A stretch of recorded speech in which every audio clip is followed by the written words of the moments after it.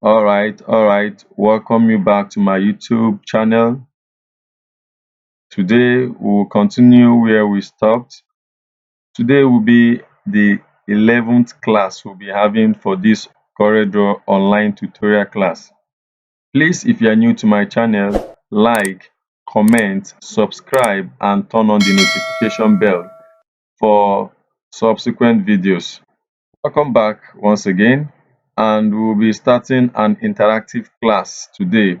While I call it interactive classes, today's class will be very interesting compared to the ones we'll be having before. Just the way this toolbox is active is one of the most important active bar in CorelDraw. That is the way today's class will be one of the most important class, which is the 11th class. Today, very quick one. At our last discussion, the last class we had, we talked about parallel dimension tools and their functions, okay? Where we have the horizontal, angular dimension segment and two-leg callouts. We have the connector and the anchor editing. So today, very quick one, we'll be starting with this class. It is called an interactive class. Interactive, why? Because most effects we give to our designs, this is where we can find them. Of course, when we look at what we have here, we have this shadow, we have contour, we have blend, we have distort, we have envelope, we have extrude, and we have block shadow. So all this will be treating them one after another. Very quick one, let's draw rectangle. Okay, let's assume we give it color, and the first one we have is shadow. Okay, so let's see what we have for shadow. Once we pick the shadow, we discover that the property bar has changed, right? If you go where we have the preset, they say choose a preset option. Of course, you see different types. One interesting aspect of this is just like you changing a font style. Now, these are different types of shadow we have. It's already made shadow we have. That is why it's called presets. Just go there, then choose the one you want. So if I pick any one, of course you see it here, right? And there is a straight line with a white and a black box. It means you can adjust the shadow, okay, anyhow you want.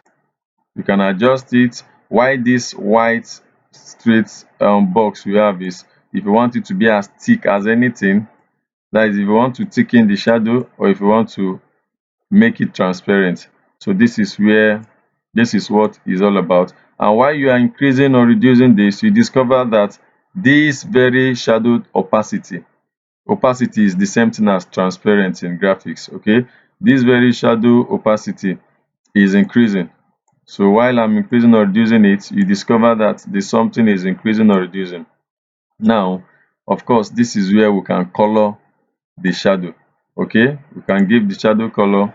All right, and of course, this is where we have the different types of merge modes. Okay, so these are different types of merge mode. Of course, if you apply anything here now, you may not actually see the effect of it as much, except we start design. Okay, then you can come to understand this more.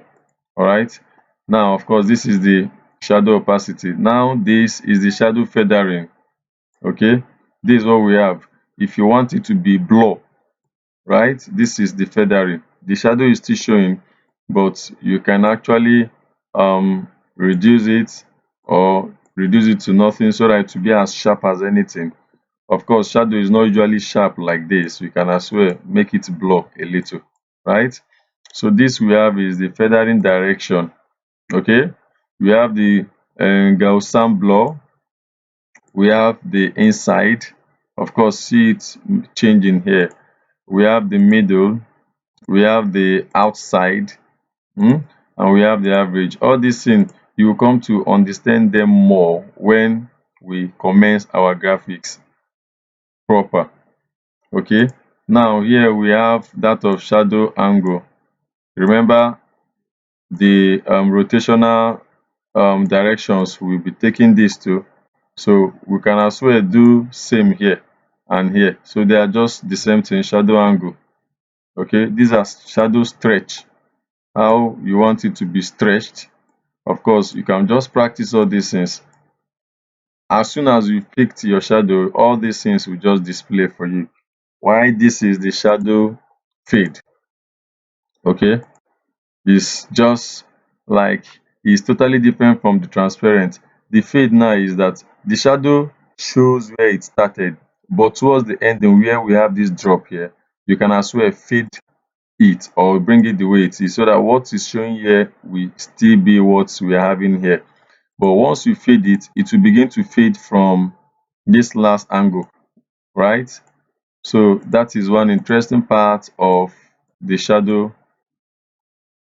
Then where we have this clear shadow is if you really don't want the shadow again, you just click on clear shadow and everything will just be deleted. Everything will be removed. Everything about the shadow will be removed. So what we did for this rectangle is exactly what we will do. It's exactly what we can still do using text. Okay, once I pick my text, the same thing happens. Now I can just choose anything, any kind of shadow at all I need. Of course, any kind of shadow at all I need.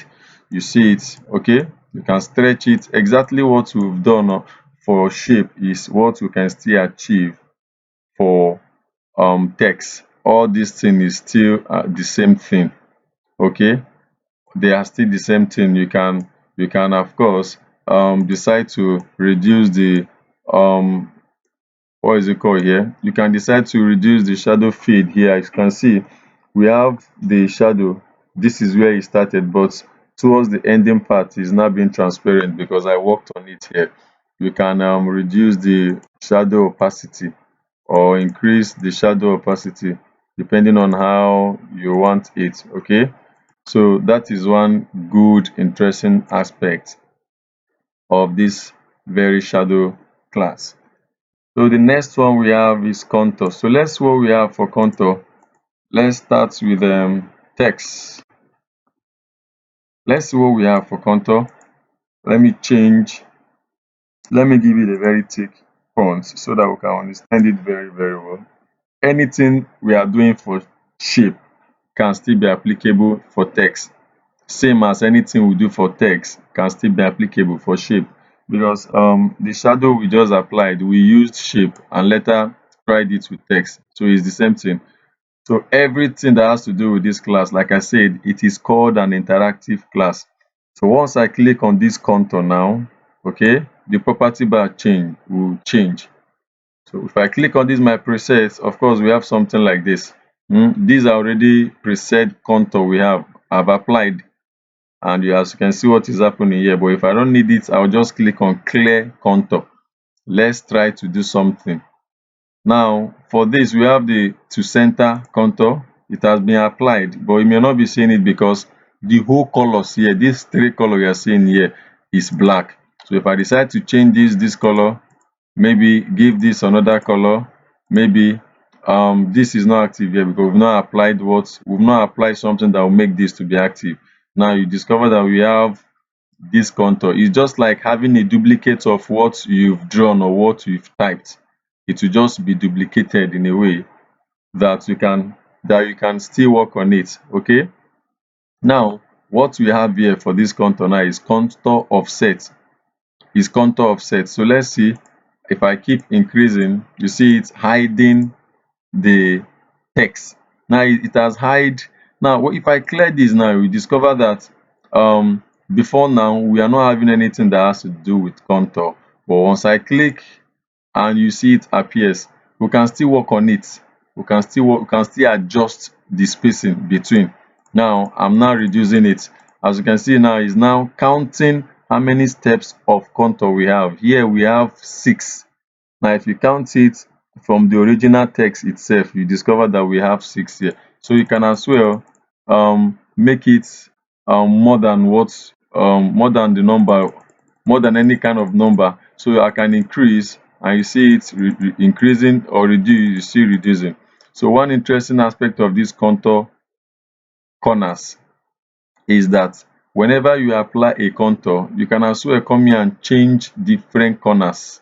We have three types of corners. This is the first one, of course, and this is the second one, and this is the third one. Okay, the difference is just clear. As you are clicking, you'll be seeing it. But to me, I like using that of the second one, which is the round corners, because it's just like you giving an outline and you press these two important checkbox, which is this behind fill and scale with object. So that is where I like using this. So that is why I like using these round corners. Whenever I apply my contour, after giving the effect, I always come to these my corners and choose that of round corners so that it will round it properly. Okay. Now, and if I if I need the object and the color acceleration, of course I can. Now, one interesting aspect of this is that both the object and the color, they are locked. You know what acceleration means? So they are locked. The more you increase, the more they go the same direction. But if I reduce, you see it applying the same time. But look at one interesting aspect of this. Once I unlock the key, you discover that it's only if I'm dealing with the color, it faces just the color, and if I'm dealing with the object, you see it facing just the object.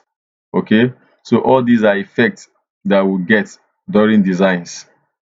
Okay, so the same thing is applicable for rectangle too, or for shapes. Okay, once I pick my contour, right? Of course, we are still here. All this you can choose both the to center, you can choose the inside contour, you can choose the outside contour. Once you need the perfect contour for either your shape or your text, the one I advise people to use is that of outside contour. Once you click on outside contour, it will just bring exactly what we have. Of course, this to center and this inside contour will never give you exactly what you actually needed, both for shape and text. So preferably I like using that of outside contour to get exactly what I want. If you notice what has happened here, this man has just one contour step. That is what we are seeing here. Okay, now this is now if you feel that the contour is too big for this, that is overlapping or is overshadowing the main text itself, that is where you can come here and control it. Okay, you can come here and control it. Right, now you can increase the step. Now we have two, so that is why we are seeing two here now. Okay, and you can still increase or reduce it. Now it is in this very outside contour that I say that I like using, this outside contour that I like using, that you come to understand the reason why I say the corners, I prefer that of round corners, because once you go for the first one, you discover that the edges are sharp, which is not supposed to be. Or if you click on the third one, you discover that it's cutting, right? Although in design you can choose what you want to use for your design, come up with any concept. Because one good thing, one three most important thing about design is you need to be creative, you need to know font styles to use in a particular design, and you need to do your text arrangements, of course, and you add your creativity, and your creativity comes when you think outside the box. All right, when you think outside the box, just come up with something that is new, because you are being paid for your knowledge. Okay, so once I come back here and click on this my round corners, you discover that the something went at the edge and curved it very well for the text, and same thing happens for shape. Now in this situation now, I can choose the color of my contour, right? I can choose the color of my contour. Okay, I can choose the color of my contour, and you see it, right? Now one question people will ask now is, now you've applied this very contour, why is it that it is not being separated from the main text? Anywhere you move the text to, you see the contour following the text. It means that you can actually break apart. Okay, you can actually break apart. Breaking apart in the sense that maybe you wish to color, because this contour now has just one color. Of course, this one is not active, right? This is not active, but we have two contour step, right? But I've given one light green, and the other one is like darker green or so, and I wish to change the color of this darker one, or let me increase the step to 3, and you see we have 1, 2, 3, and I need to change other colors. So how do I separate this contour? Because it's an effect, and that is why we call this whole class an interactive class. Is an effect. So how do I break this contour effect from the main text? So simply there is a shortcut to it. There is a shortcut for it. Once I press Control key, right, and press key, I will hold down my control and press key. It will break the text, the main text, from the effect.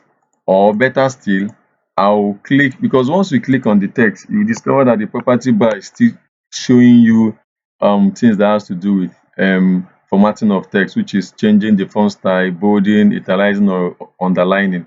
But once you click on that effect, of course it will bring you back to this.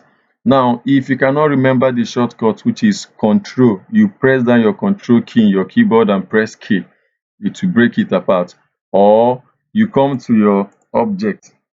Okay, you go to your object. Now like I told us at first, that while we are still treating our toolbox class, we'll be relating it to all these other active bars we have, like that of menu bar, right?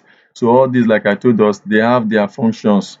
They have their functions. Plenty of them you are seeing here, they have what they represent. They all have what they represent. So once I go to my object, you see where we have break contour apart, which is Control what? K. So any other control you're seeing here now has their own use, right? It has their own use. So once I click on that break apart, you discover that I can separate this text from the effect. Now still on the effect, you remember that we still have this effect on how many stages? 3 steps. 1, 2, 3.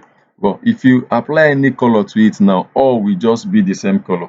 You have to remember that you need to ungroup it. Go through your property bar and see that we have where we say we have where is written ungroup object, which is Control U. So as we are advancing in this class, you should be getting used to shortcut keys. Anything you see in brackets, open and close, of course you should know there is a shortcut to picking that particular item or object, or choosing that particular thing. Now the next one we have is ungroup all objects. So that means if I'm asked to ungroup, I will Control U. So once I hold down my control key and press U, now you discover that I can separate these 3 things, right? So it means, well, after ungrouping, I can give this the color I want to, I can give this the color I want to, I can give this the color I want to, right? And I can still bring back this, and it gives us a very unique design, or a very unique outlook. Okay, now same thing happens to shape. Once I draw shape, the same thing happens to shape. Once I pick my contour, just come straight to your contour, outside contour. Forget about this, just go straight to this, because this will give you exactly what you needed. So the outside contour will give you exactly what you needed for that of contour, right? Of course, you can give the number of steps, contour steps you need. Okay, you can adjust it, don't mind. You can always break apart, right? You can always break apart, maybe to change the colors to the color you want. So once I Control K, right, Control K, you discover that this is totally different from the effect, that is the contour effect. Okay, so I can as well ungroup the contour effect, then begin to give them different colors, right? I can begin to give them different colors. Okay, I can begin to give them different colors. So that is one interesting thing about this contour. Of course, we'll be using all these things you're seeing as time goes on to do major designs. All right. Now the next we have is that of blend. It's as simple as what you hear, blend. That is two people blending together. Okay, it's just an English word, blend. I can give this and maybe give this different color here, then go pick my blend, drag to this. See what we have? So this is an effect. Of course, go through your property bar, you can adjust. You can adjust.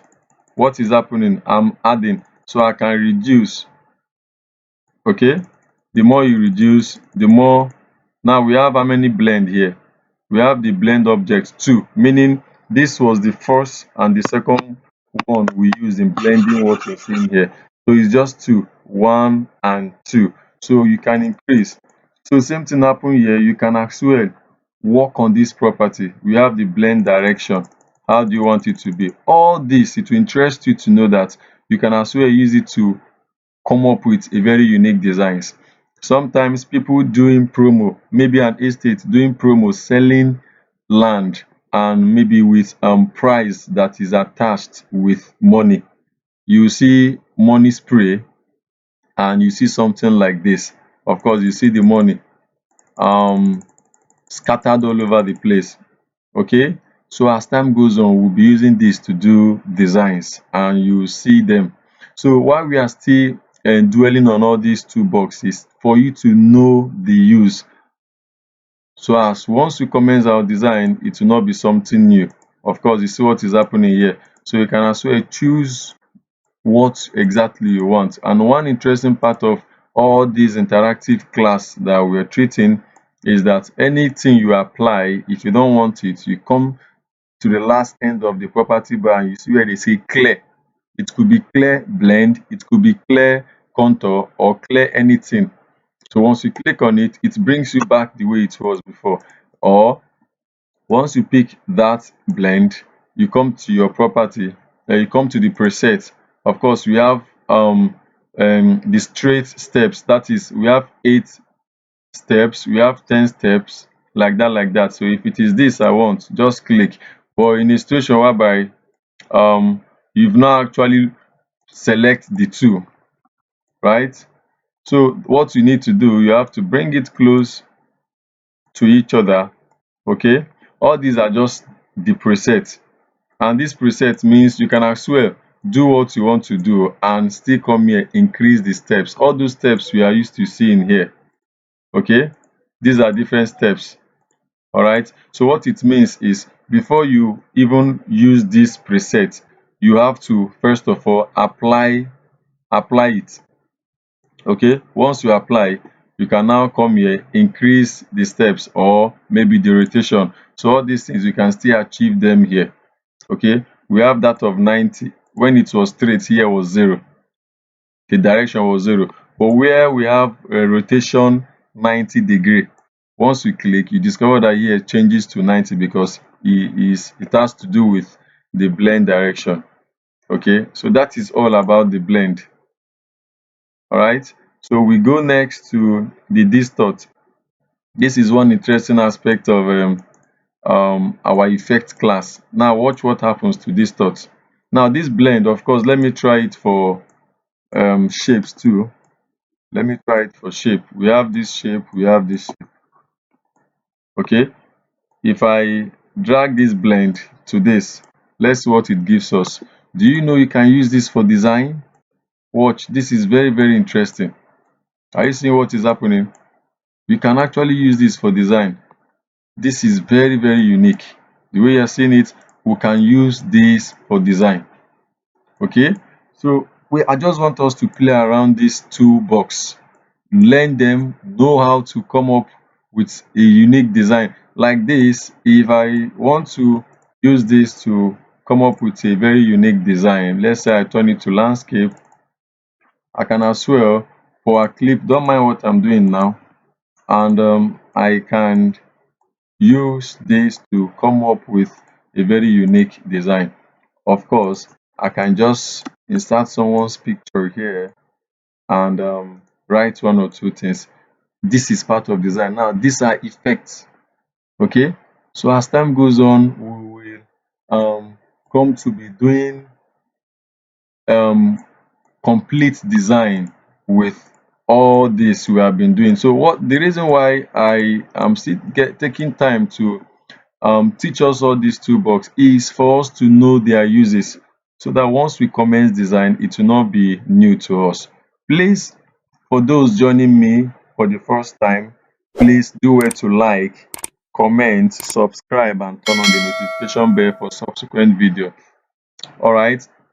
Well, the next one we have now is the distort. Like I said, if we have a text like this and I want to distort, distort is just scattering something from what it is to a different thing entirely.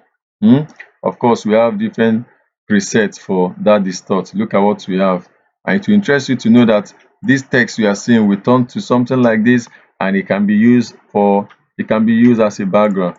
All this you are seeing, you can use it as background. Just name it.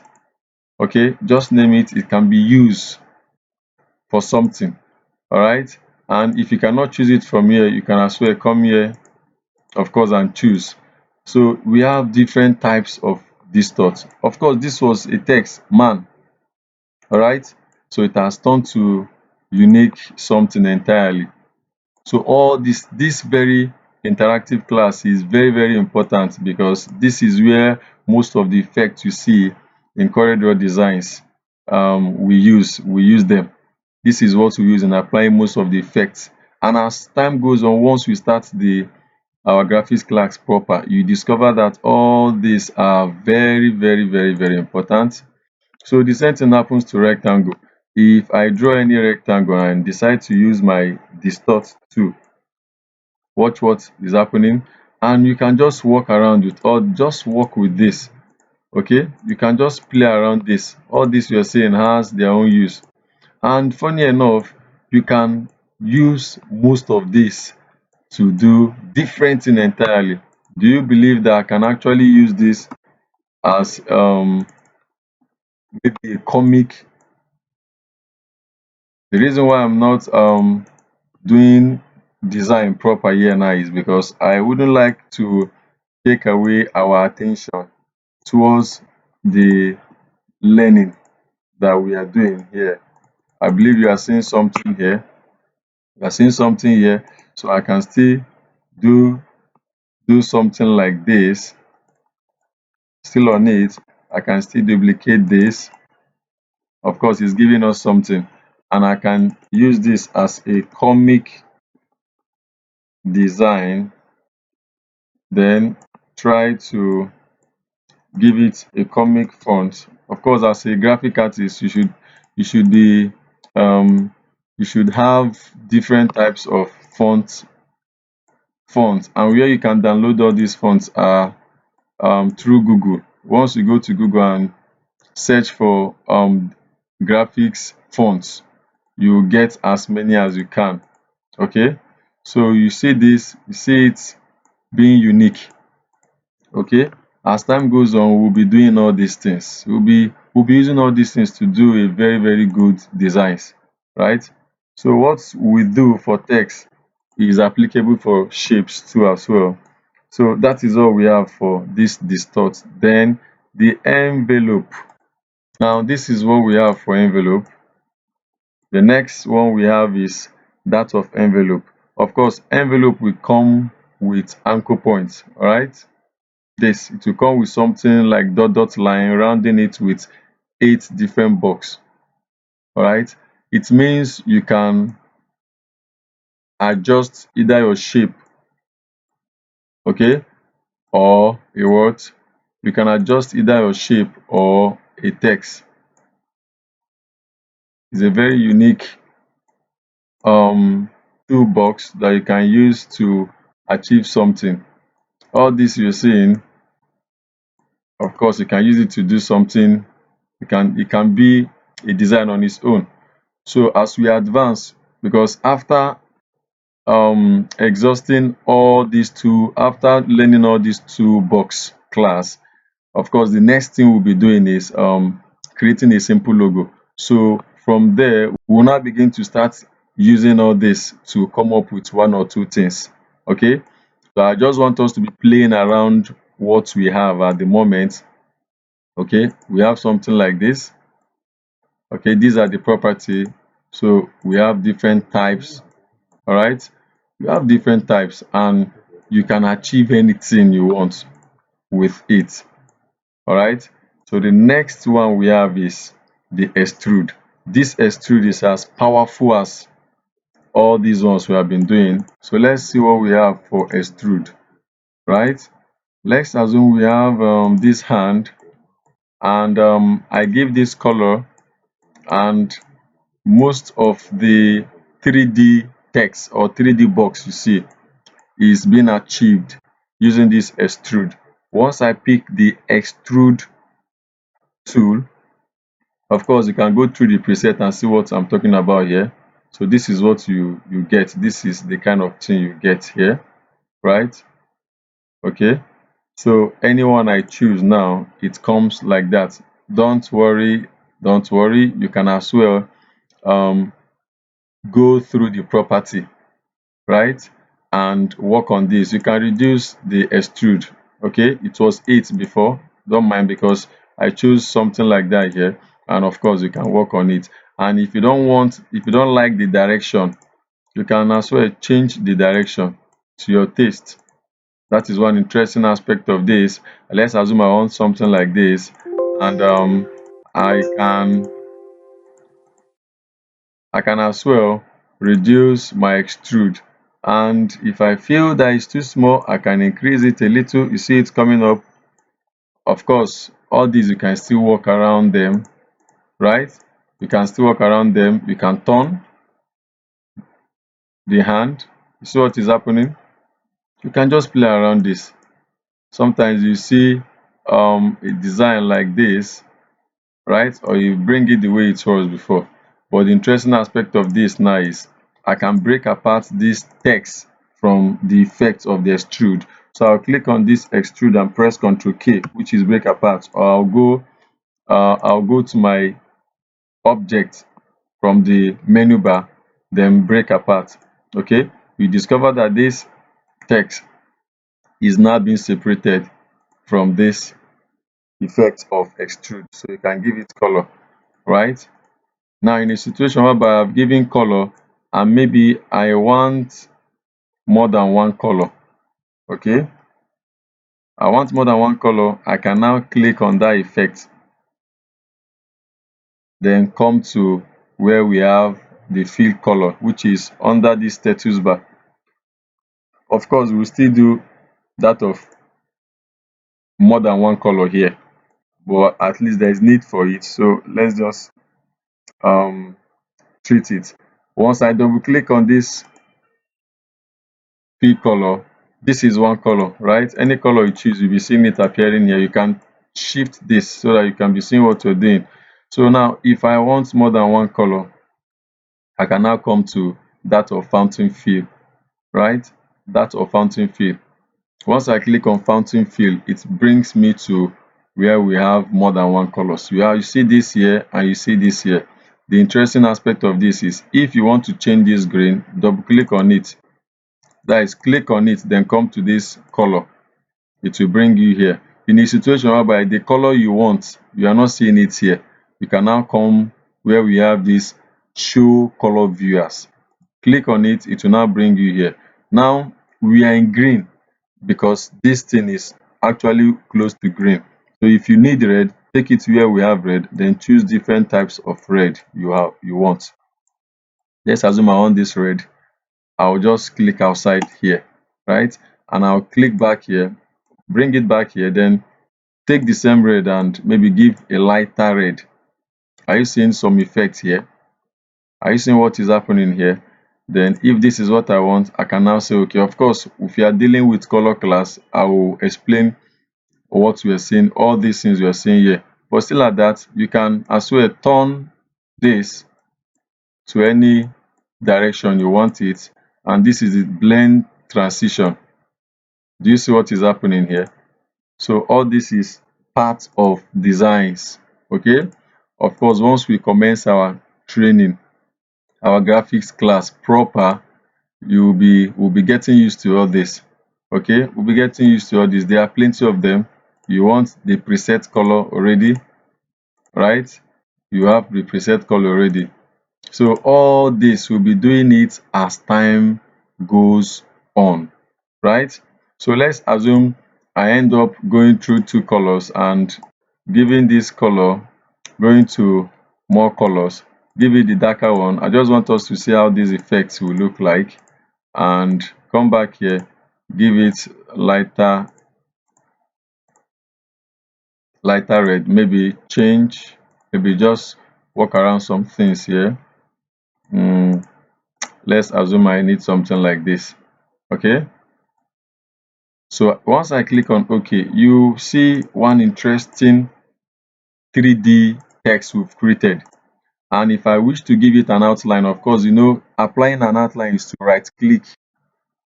Do you see it?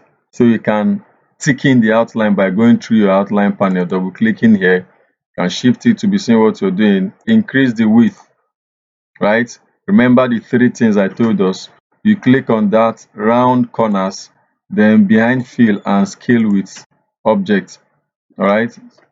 Then you see it that we are having a very unique, we are having a very, you see that we're having a very unique text effect here.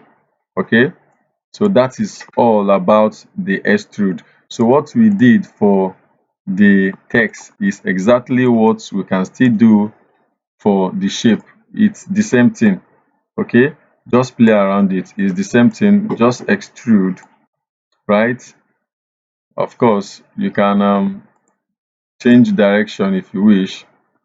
Okay, just extrude. Like I said, you can increase it. You may not be seeing it here proper because I've not break apart. Once I break apart, you see the 3D. I can give this a darker shade of green. Okay, this is an extrude, right? This is an extrude. Okay, so that is one interesting part of the extrude class. Now the last one we have is the block shadow.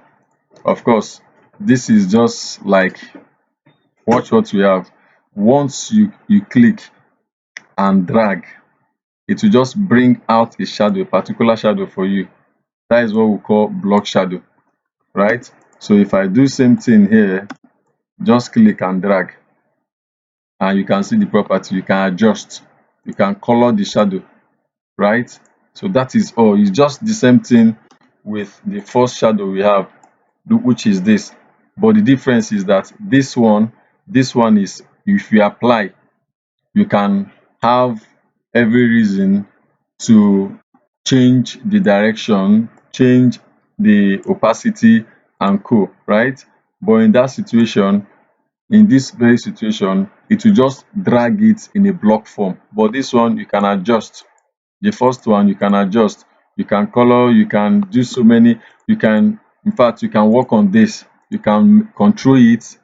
Okay, you can as well bring it outside to be more sharper, or bring it inside or average. Okay, but this very block shadow, what this one does is that what this very shadow does is that it will just drag the block shadow out. That is exactly what we are having, be it a shape or a text. It will just give you a duplicate of it, but in a block form.